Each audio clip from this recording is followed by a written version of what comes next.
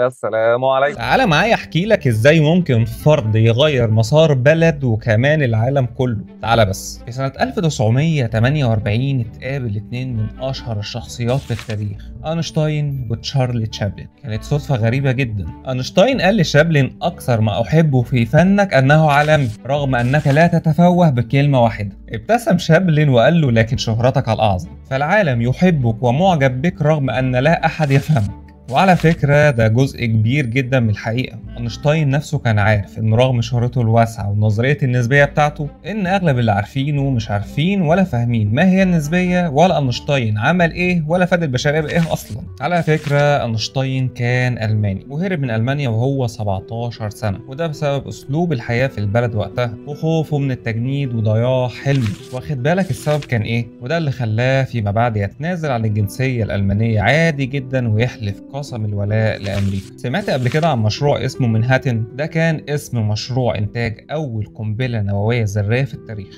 وطبعا أينشتاين كان أحد الأسباب الرئيسية للمشروع والتطوير القنبلة الذرية، ومن ثم فوز أمريكا بالحرب وتغيير شكل وموازين القوة في العالم لحد وقتنا هذا. هو على فكرة أينشتاين مش اللي اخترع القنبلة تماما، ولكن اللي اخترعها زي ما بيسموه أبو القنبلة الذرية هو أوبنهايمر، اللي نولان عمل عنه فيلم مؤخرا وطبعا خد الأوسكار. وهنا بنرجع لنقطة هامة جدا: ماذا لو أينشتاين الألماني استمر في ألمانيا والمشروع ده بشكل ما بدل ما كان في أمريكا بقى في ألمانيا؟ على الرغم إن الألمان كانوا في طريقهم لعمل القنبلة، بس أينشتاين وأمريكا سبقوهم وغيروا موازين الحرب والقوة. وهنا بيبان قد إيه ممكن فرد واحد يغير مسار دولة والعالم أجمع. فرد واحد ربنا إداله نبوغ في حاجة معينة، استغلها وطورها ووقفت بلد بالكامل جنبه وامنت بيه وحمته واستفادت منه. طبعا في واحد هيجي دلوقتي يسالني يقول لي: يا عم مصطفى، دول ناس عباقره، احنا مالنا بالغرب؟ هو احنا عندنا حد مؤهل اصلا عشان يغير بلد ولا التاريخ ولا العالم؟ وده طبعا كلام احد النائمون في البصل، مالكش دعوه بيه. تعالى نرجع كده بالذاكره لورا شويه، لا ورا اكتر، ونسأل سؤال: هل الناس اللي غيرت التاريخ وأثرت فيه والعباقرة كلهم من الغرب، واحنا ملناش أي لازمة كده في الكوكب؟ كل اللي بنعمله إن احنا بناكل وبنشرب وننام وكل حاجة بتجيلنا كده على الجاهز من بره. هقول لك يا سيدي، قديما قوي أيام الفراعنة بنشوف الناس دي كانت قد إيه عباقرة في مختلف المجالات، وقدروا يقدموا حضارة عظيمة عاشت لآلاف السنين، مش مجرد حجارة بس، لا ده علوم وفنون وطب وهندسة وخلافه. وحتى الحضارات القديمة زي بلاد الرافدين واليمن وكل الحضارات اللي قامت في البلدان اللي بيسكنها العرب حاليا كان ليها أثر في التاريخ. لما نطلع شوية قدام بالزمن، علماء المسلمين بالأخص حدث ولا حرج في كل المجالات، ناس تقيلة فعلا مش مجرد كلام أو تطبيق. على سبيل المثال وليس الحصر، عندك واحد زي ابن خلدون، ده راجل مؤسس علم الاجتماع عموما يعني. عندك واحد زي ابن سينا، ده الغرب كانوا بيطلقوا عليه ابو الطب وامير الاطباء. انت متخيل احنا فرحانين عشان الانجليز بيغنوا مو صلاح مو صلاح؟ زمان كان عندنا امير الاطباء. وطبعا ابو بكر الرازي اللي الغرب قالوا عنه اعظم اطباء الانسانيه، وكان له مؤلف اسمه الحاوي، كان مرجع لاوروبا كلها. طبعا غير اسهاماته في علم الصيدله والعقاقير الطبيه، وغيرهم كتير جدا في مجال الطب. عندك ابن النفيس والحسن بن الهيثم، ده عم علم البصريات حرفيا. عندك واحد زي ابو يوسف يعقوب بن اسحاق الكندي، ده بقى كان عبارة عن مجموعة علماء في عالم واحد، يعني كان بارع في الفلسفة والكيمياء والفيزياء والرياضيات والطب والفلك والمنطق وعلم النفس، يعني كان أدبي وعلمي. يعني لو على أيامنا ده مش هيفرق معاه أي نظام الثانوية العامة. كفاية! وده كان من أوائل العلماء اللي يدخلوا في أصول الفلسفة اليونانية ويترجمها ويعرفها للعرب، وعلماء كتير جدا جدا في كافة المجالات وفي كافة العصور. عاوزين حلقات كتيرة جدا عشان الواحد يذكر أسمائهم ومجالاتهم وإنجازاتهم، ولو حابين نعمل سلسلة حلقات عن علماء العرب والمسلمين اكتبوا لي في التعليقات. طب يا ترى ايه اللي وصلنا لكده؟ عندنا فقر وجهل وصراعات ومجاعات،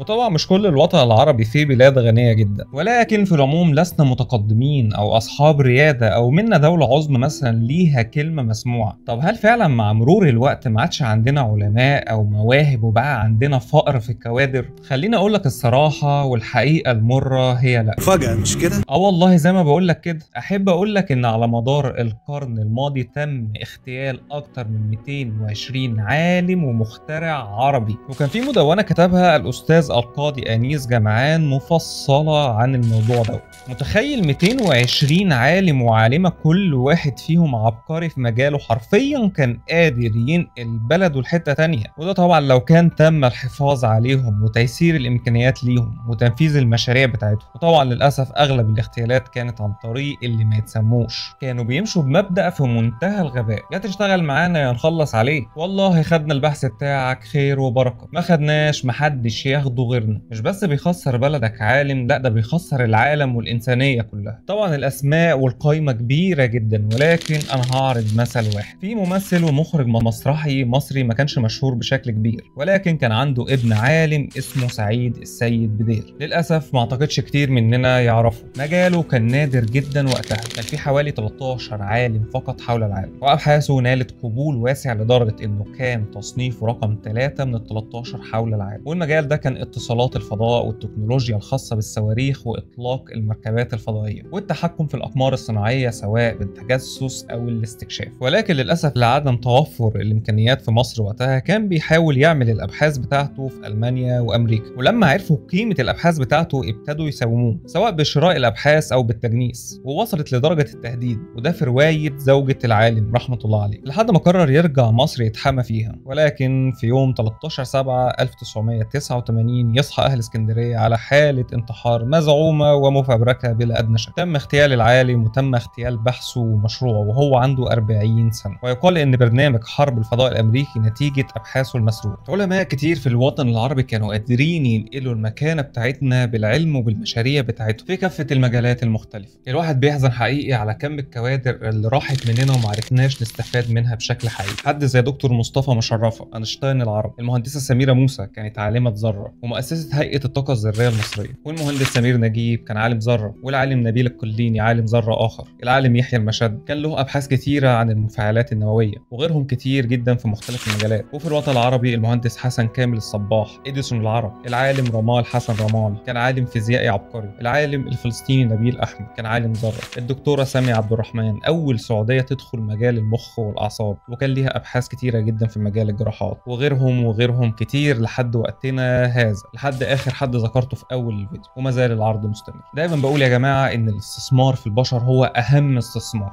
العنصر البشري لو تم الاستثمار فيه بشكل حقيقي وتوفير البيئه المناسبه له هيبدع ويفيد بلده وينقلها نقله تانية. تخيلوا بس لو جزء من العلماء دول حافظنا عليهم ونفذنا مشروعاتهم كان ممكن نبقى فين دلوقتي؟